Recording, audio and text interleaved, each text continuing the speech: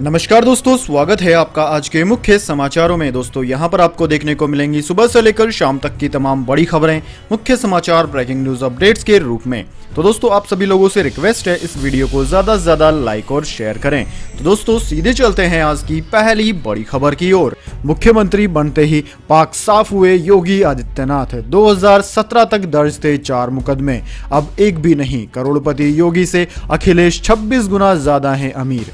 जी हाँ दोस्तों, योगी आदित्यनाथ ने आज अपना पर्चा गोरखपुर शहर से भर दिया। अपने 24 साल के राजनीतिक करियर में पहली बार योगी विधायकी का चुनाव लड़ने जा रहे हैं। सीएम के तौर पर यूपी की सत्ता संभालने के दावेदारों में शुमार अखिलेश यादव ने भी मैनपुरी के करहल से अपना नामांकन 1 जनवरी को दाखिल कर दिया था। योगी और अखिलेश का राजनीतिक करियर आगे पीछे ही शुरू हुआ है। सीएम रहते हुए अखिलेश यादव की संपत्ति में जहां 4 गुना का इजाफा हुआ था, तो वहीं योगी आदित्यनाथ ने सीएम रहते हुए अपने ऊपर चल रहे सभी आपराधिक मामलों को वापस ले लिया। उन पर हत्या, दंगा कराने की साजिश, धमकाने जैसे संगीन आरोप थे। इसका खुलासा उनके पूर्व में दिए गए एफिडेविट से होता है। 2022 में दाखिल अपने एफिडेविट में योगी ने बताया कि उनके ऊपर एक भी मुकदमा दर्ज नहीं है। वहीं अखिलेश यादव से तुलना करें तो 2022 में अखिलेश के पास योगी से 26 गुना ज्यादा संपत्ति है। दोस्तों आपकी जानकारी के लिए बता दें, योगी आदित्यनाथ और अखिलेश यादव का 2004 से पहले के एफिडेविट का डेटा मौजूद नहीं है।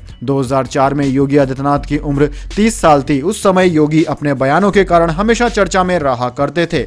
2004 के लोकसभा चुनाव में योगी द्वारा दाखिल एफिडेविट के मुताबिक उनके पास चल अचल संपत्ति के नाम पर 9,60,672 रुपए ही थे। हालांकि इस दौरान योगी को रिवॉल्वर और राइफल का शौक था। उनके पास एक रिवॉल्वर और राइफल भी थी। जबकि उनके प्रतिद्वंदी अखिलेश यादव ने जब साल 2004 में चुनाव लड़ा तो वह करोड़पति थे। इसके बाद दोस्तों अगली बड़ी खबर, कर्नाटक में और बड़ा हिजाब का विवाद। बेंदूर में हिंदू लड़कों को भगवा शॉल पहनाने का चला कैंपेन। कुंडापुर में 40 मुस्लिम लड़के धरने पर बैठे। जी हां दोस्तों, कर्नाटक में हिजाब पहनने का विवाद बढ़ता ही जा रहा है। शुक्रवार सुबह कुंडापुर के भंडारसर कॉलेज के गेट पर 40 लड़कियां हिजाब पहनकर पहुंची, लेकिन उन्हें एंट्री नहीं मिली। वहीं दूसरी तरफ जिले के बेंदूर कस्बे में हिंदू लड़कों को स्कूल में एंट्री से पहले जबरन भगवा शॉल पहनाई गई। मामला शासकीय प्री यूनिवर्सिटी कॉलेज का है, जहां हिंदू संगठनों ने भगवा शॉल कैंपेन शुरू किया। कुंडापुर के भंडारकर कॉलेज के इंस्ट्रक्शन मैनुअल में यह निर्देश था कि लड़कियों को हिजाब पहनने की अनुमति रहेगी, लेकिन उसका कलर स्कूल यूनिफॉर्म के रंग का होना चाहिए। लड़कियों को एंट्री न मिलने के बाद करीब 40 मुस्लिम लड़के भी उनके सपोर्ट में कॉलेज के बाहर प्रदर्शन करने बैठ गए। कर्नाटक के गृह मंत्री अरग्या ज्ञानेंद्र ने हिजाब विवाद पर कहा कि बच्चों को स्कूल में हिजाब या भगवा शॉल पहनकर नहीं आना चाहिए। वे यहाँ भारत माता के बच्चों की तरह आए, अपने धर्म का पालन करने नहीं बल्कि समानता की शिक्षा लेने आए। वहीं दूसरी ओर राज्य के शिक्षा मंत्री पीसी नागेश ने कहा कि वह पहले हिजाब नहीं पहनते थे। यह समस्या महज 20 दिन पहले ही शुरू हुई है। प्रदेश के पूर्व मुख्यमंत्री और कांग्रेस के वरिष्ठ नेता सिद्धारमैया मुस्लिम छात्राओं के समर्थन में आ गए हैं। उन्होंने कहा कि हिजाब मुस्लिमों का मौलिक अधिकार है। शिक्षा मौलिक अधिकार है। अगर उन्हें स्कूल आने से रोका जाता है तो उनके मौलिक अधिकार का हनन है। इसके बाद दोस्तों अगली बड़ी खबर, ओवैसी बोले नहीं लेंगे सरकार की सुरक्षा, दिल्ली में चाहिए बुलेट प्रूफ गाड़ी और एक हथियार। अमित शाह को लिखेंगे चिट्ठी। जी हां दोस्तों, ऑल इंडिया मजलिस इत्तेहादुल मुसल्लिन यानी कि AIMIM प्रमुख असदुद्दीन ओवैसी ने केंद्र सरकार की ओर से दी जा रही जेड कैटेगरी की सुरक्षा लेने से इनकार कर दिया। ओवैसी का कहना है कि उन्हें बुलेट प्रूफ गाड़ी और एक हथियार रखने की अनुमति मिलनी चाहिए, लेकिन सरकार की सुरक्षा नहीं। आज तक से खास बातचीत में ओवैसी ने कहा कि मेरी जान की कीमत पीलू खान, अकबर और अखलाक से बढ़कर नहीं है। आप जब सबको सुरक्षा देंगे तो सांसद को भी सुरक्षा मिल ही जाएगी। आप यह नहीं कह सकते कि मेरी जान की कीमत उन गरीबों से ज्यादा है। ओवैसी ने कहा कि गृह मंत्री अमित शाह को चिट्ठी लिखकर वह दिल्ली में अपने लिए बुलेट प्रूफ गाड़ी की मांग करेंगे। साथ ही वह एक लोक हथियार रखकर सावधानी भी बरतेंगे। इसकी परमिशन भी सरकार से मांगेंगे, लेकिन सरकार की सुरक्षा नहीं लेंगे। इसके बाद दोस्तों अगली बड़ी खबर, दिल्ली हाईकोर्ट पहलवान सुशील कुमार की जमानत याचिका पर दिल्ली पुलिस को नोटिस। जी हां दोस्तों, दिल्ली हाईकोर्ट ने छत्रसाल स्टेडियम में एक युवक की हत्या के मामले में जेल में बंद पहलवान सुशील कुमार की नियमित जमानत याचिका पर दिल्ली पुलिस से जवाब मांगा है। जस्टिस मुक्ता गुप्ता की पीठ ने सुशील कुमार के वकीलों सिद्धार्थ लूथरा और प्रदीप राणा की दलीलें सुनने के बाद दिल्ली पुलिस को नोटिस जारी किया। अदालत ने मामले की अगली सुनवाई के लिए अगली तिथि 28 मार्च निर्धारित की है। पिछले साल 5 अक्टूबर को दिल्ली की एक अदालत ने सुशील कुमार की जमानत याचिका को खारिज कर दिया था, जो वर्तमान में सागर धनक्कड़ हत्या मामले में राष्ट्रीय राजधानी की एक जेल में बंद है। दोस्तों, कोर्ट में सुनवाई के दौरान सुशील कुमार के वकील ने कहा कि उनके मुवक्किल के खिलाफ दायर की गई वर्तमान प्राथमिकी धारणाओं, अनुमानों और दुर्भावनापूर्ण इरादों का एक संयुक्त मिश्रण है। जमानत याचिका के अलावा पूर्व ओलंपियन के वकील ने यह भी तर्क दिया था कि कुमार ने युवा पहलवानों को प्रशिक्षित किया है और उनके प्रयासों के परिणाम हाल ही में संपन्न टोक्यो ओलंपिक में सामने आए थे। इसके बाद दोस्तों, अगली बड़ी खबर, रूस ने ताइवान को चीन का हिस्सा माना, पुतिन जिनपिंग मुलाकात में किया समर्थन, बदले में चीन नाटो विस्तार के विरोध में मास्को के है साथ। जी हां दोस्तों, रूस के राष्ट्रपति व्लादिमीर पुतिन विंटर ओलंपिक्स की इनॉग्रेशन सेरेमनी के लिए शुक्रवार को बीजिंग पहुंचे। यहां उन्होंने चीन के राष्ट्रपति शी जिनपिंग से मुलाकात की। इस दौरान उन्होंने ताइवान को चीन का अभिन्न हिस्सा माना, साथ ही ताइवान की किसी भी रूप में स्वतंत्रता के दावे को खारिज कर दिया। मुलाकात के बाद जारी संयुक्त बयान में कहा गया कि रूस वन चाइना के सिद्धांत का समर्थन करता है। बदले में चीन ने भी यूक्रेन के मुद्दे पर अमेरिका के साथ चल रहे तनाव में रूस का समर्थन किया। दुनिया की दो महाशक्तियों के इस मिलन से ताइवान और यूक्रेन का संकट और गहराने की आशंका है। दोस्तों, 5300 शब्दों वाले लंबे संयुक्त बयान में रूस और चीन ने एक दूसरे के हितों की रक्षा के लिए सहयोग की बात भी कही, जिसमें उनकी संप्रभुता, क्षेत्रीय अखंडता और घरेलू मामले में किसी अन्य देश का हस्तक्षेप स्वीकार नहीं करना शामिल है। इसके बाद दोस्तों, अगली बड़ी खबर, नवजोत सिंह सिद्धू का अमरिंदर सिंह पर हमला, कहा कप्तान खुद माफिया थे, हिस्सा लेते थे इसलिए निकाला गया। जी हां दोस्तों, पंजाब प्रदेश कांग्रेस कमेटी के अध्यक्ष नवजोत सिंह सिद्धू ने कहा कि पंजाब में मुख्यमंत्री चेहरे को लेकर पार्टी आलाकमान जो फैसला लेगी उसे माना जाएगा। एबीपी न्यूज के खास इंटरव्यू में उन्होंने यह बात कही। दोस्तों, अमृतसर पूर्व से कांग्रेस प्रत्याशी नवजोत सिंह सिद्धू ने इस सीट पर चुनाव प्रचार करते हुए कहा कि मजीठिया ने सिद्धू के खिलाफ चुनाव लड़ा था और वे सिद्धू से डरते हैं। सिद्धू ने सब कुछ सहा है और शहर के लिए सब कुछ दांव पर लगा दिया है। मजीठिया को तस्करों के फैसले मिलते थे और वह एक पीढ़ी को तबाह करने वाले शख्स हैं। सिद्धू ने कहा कि पिछले 5 सालों में माफिया खत्म नहीं हुआ, क्योंकि कप्तान खुद माफिया थे और लगातार हिस्सा ले रहे थे और इसलिए कप्तान को निकाला गया। उन्होंने कहा कि सिद्धू की 17 साल की राजनीति पर कोई उंगली नहीं उठा सकता। सिद्धू ने कहा कि पहले 60 विधायक चुने जाएं और फिर सीएम की बात करें। उन्होंने कहा कि कांग्रेस आलाकमान बहुत समझदार है और आलाकमान जो भी फैसला करेगा मैं उसे स्वीकार करूंगा। चन्नी के भतीजे की गिरफ्तारी पर सिद्धू ने कहा कि जब तक कोई दोषी नहीं होगा उसे दोषी नहीं ठहराया जा सकता। इसके बाद दोस्तों, अगली बड़ी खबर, अखिलेश यादव को लगा बड़ा झटका, ददुआ के बेटे ने लौटाया टिकट, सपा ने इस सीट से बनाया था कैंडिडेट। जी हां दोस्तों, उत्तर प्रदेश के चित्रकूट में 5वें चरण में मतदान होना है, जिसको लेकर नामांकन प्रक्रिया का चौथा दिन है। समाजवादी पार्टी ने चित्रकूट जनपद की दोनों विधानसभा से अपने प्रत्याशी घोषित कर दिए हैं, जिसमें 236 चित्रकूट से अनिल प्रधान पटेल, तो वहीं 237 मानिकपुर से डाकू ददुआ के बेटे और पूर्व विधायक वीर सिंह पटेल को अपना उम्मीदवार प्रत्याशी बनाया गया। वहीं टिकट की घोषणा होते ही सपा में बगावत का दौर शुरू हो गया। यही नहीं, अनिल प्रधान पटेल के खिलाफ कई गांवों में न सिर्फ नाराजगी देखने को मिली बल्कि पुतले भी फूंके जाने की खबर है, जिसके बाद सपा प्रमुख और यूपी के पूर्व मुख्यमंत्री अखिलेश यादव एक्शन में आ गए। इसी बीच मानिकपुर विधायक से सपा प्रत्याशी और ददुआ के बेटे वीर सिंह ने खुद ही चुनाव लड़ने से इनकार कर दिया। यही नहीं, उनका चुनाव नहीं लड़ने का ऑडियो सोशल मीडिया में खूब वायरल हो रहा है। ददुआ के बेटे और पूर्व विधायक वीर सिंह पटेल ने बताया कि वह इस विधानसभा सीट से चुनाव नहीं लड़ना चाहते हैं, क्योंकि उन्होंने इस क्षेत्र में कोई काम ही नहीं किया है और ना ही इस क्षेत्र से चुनाव लड़ने की कोई तैयारी की है। इसके बाद दोस्तों, अगली बड़ी खबर, कर्जा लेकर खैरात बांट रहा पाकिस्तान, श्रीलंका को 20 करोड़ डॉलर देंगे इमरान खान, खुद आईएमएफ से 6 महीने में 1 अरब डॉलर ले पाए, चीन से 3 अरब डॉलर मांगने पहुंचे।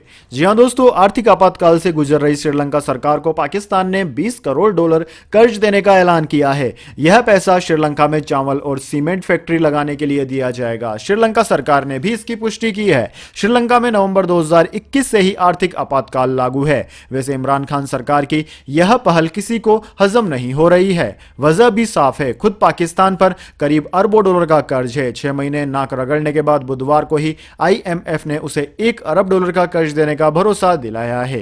इमरान खुद चीन यात्रा पर है और वहां से 3 अरब डॉलर का लोन मांग रहे हैं। दिसंबर में सऊदी अरब से 3 अरब डॉलर का कैश रिजर्व उन्होंने हासिल किया था और अब वो श्रीलंका को कर्ज दे रहे हैं। इसके बाद दोस्तों, अगली बड़ी खबर, इंटरनेशनल स्पेस स्टेशन मिशन 8 साल में खत्म हो जाएगा। स्पेस स्टेशन प्रशांत महासागर में बनेगी कब्र। जी हाँ दोस्तों, अंतर्राष्ट्रीय अंतरिक्ष स्टेशन की जिंदगी अब सिर्फ 8 साल बची है। बची क्या है, बस उसे किसी तरह चलाया जा रहा है क्योंकि उसकी लाइफ खत्म हो चुकी है। लेकिन अब नासा ने घोषणा कर दी है कि यह स्पेस स्टेशन 8 साल बाद काम करना बंद कर देगा। साल 2030 में यहां से एस्ट्रोनॉट्स चले आएंगे। साल 2021 तक यह प्रशांत महासागर के किसी सुदूर निर्जन इलाके में गिर जाएगा या फिर गिरा दिया जाएगा। साल 1998 में इसे लॉन्च किया गया था। तब से लेकर यह हर दिन धरती के 16 चक्कर लगाता है। दोस्तों, दिसंबर 2020 तक यह कुल मिलाकर 1,31,440 चक्कर लगा चुका होगा। चक्कर लगाने की गति भी बहुत भयानक है। यह 1 सेकंड में 7.66 किलोमीटर की दूरी तय करता है, यानी कि 27,600 किलोमीटर प्रति घंटा की रफ्तार। और दोस्तों, इसका वजन 4.44 लाख किलोग्राम है। इसकी चौड़ाई 357 फीट और लंबाई 240 फीट के करीब है। इसके बाद दोस्तों, अगली बड़ी खबर, ओमिक्रॉन। तीसरी लहर में ओमिक्रॉन ने इन लोगों को बनाया शिकार। केंद्र सरकार की चौंकाने वाली आई रिपोर्ट।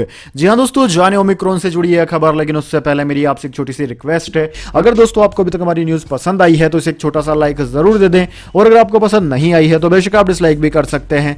लेकिन दोस्तों, लाइक और डिसलाइक जरूर कीजिए, क्योंकि दोस्तों यही हमारी मेहनत का फल होता है और इसी से हमें पता चलता है कि आपको हमारी वीडियोस पसंद आई है या नहीं।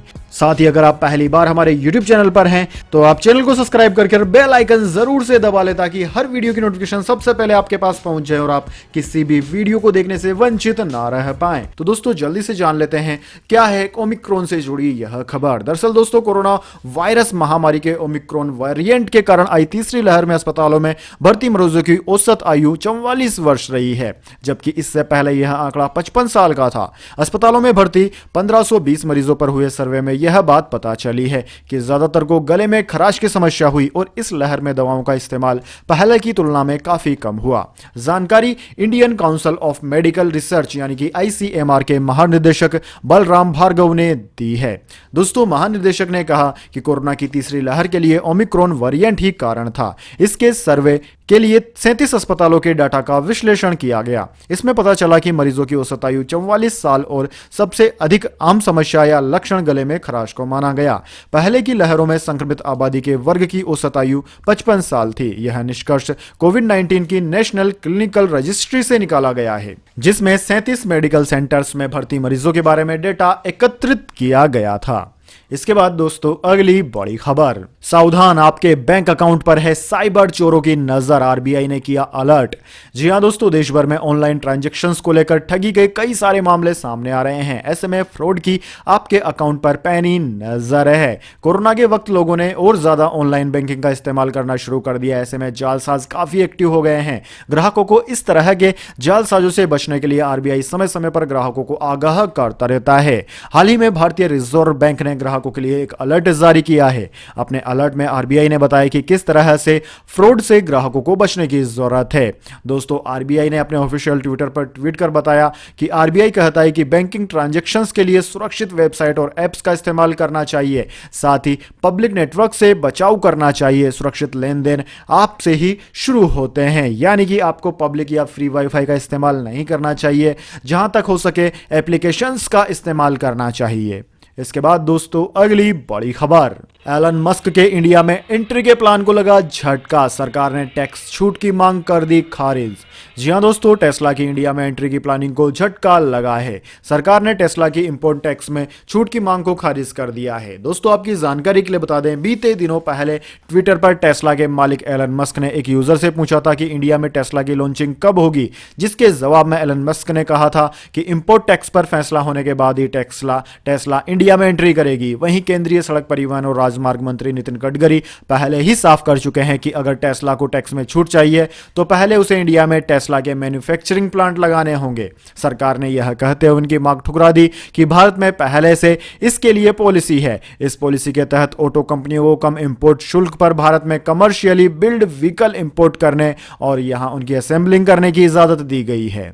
इसके बाद दोस्तों अगली बड़ी खबर, गोल्ड सिल्वर प्राइस टुडे।